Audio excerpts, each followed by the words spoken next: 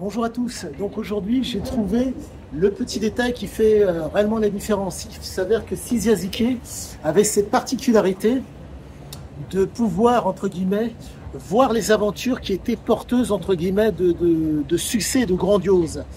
Force est de constater que, comme l'homme appréciait énormément la marge, chose qu'il constatait et que les autres ne voyaient pas, il voyait que, dans le cas de Oro, que les donc chercheurs d'or travaillaient chacun de leur côté. Mais chose qu'il a pu constater, qu'il a pu voir, de par son expérience et de par le fait qu'il pratiquait, pardonnez-moi, de par le fait qu'il se rendait sur place pour voir ce qu'il en était, il voyait par exemple que dans les bars, c'était constamment des oréros qui travaillaient tout seuls dans leur coin, qui a ramené les plus grosses pépites. Et chose qu'il souhaitait, Sizia Ziqué, et chose qu'il a faite pour faire en sorte que le succès et le grandiose soient présents, c'était donc de faire en sorte que ces messieurs se mettent en commun pour, entre guillemets, travailler pour lui. En travaillant tout seul de part et d'autre, ces messieurs, en tout cas, faisaient certes de l'argent, mais ils en faisaient moins. Avec Sizia Ziqué, ils auraient maximisé, car Sizia, étant un exploiteur à la marge, cherchait vaille que vaille des moyens pour faire la différence. Et les moyens pour lui pour faire la différence sont simples. Le succès, le grandiose. Et cette, si je puis dire, cette capacité est, bref, elle est vraiment spécifique à Ziqué. Nous sommes face à un homme qui ne veut pas travailler. Nous sommes face à un homme qui cherche à être un exploiteur. Nous sommes face à un homme qui ne veut pas être exploité. Donc, la force de cet homme est, voilà, le succès et le grandiose.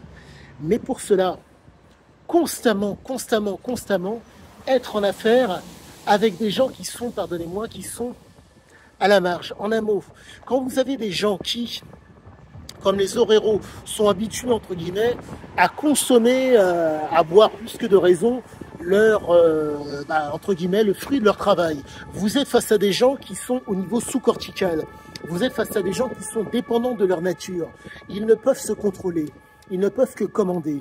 Et la force de Ziqué, c'est qu'il était en mesure d'osciller entre la commande et le contrôle.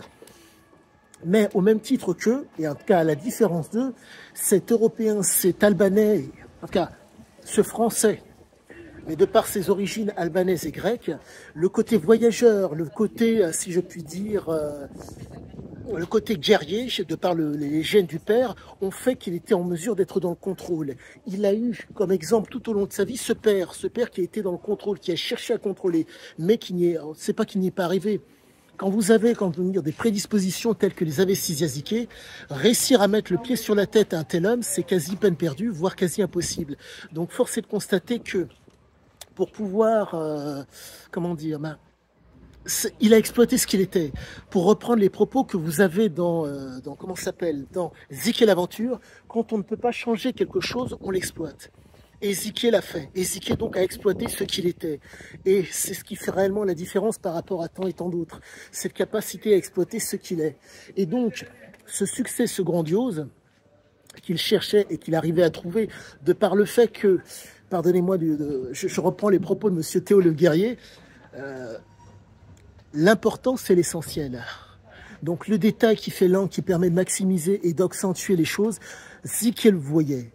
Mais au-delà de ça, Ziqué était en mesure de faire la différence par rapport à d'autres. Sa capacité à être impulsif, sa capacité à ne pas vouloir subir la vie faisait réellement la différence. Voilà ce qu'il en est. Alors, si mon propos vous intéresse, le fameux pouce et abonnez-vous. À bientôt à tous.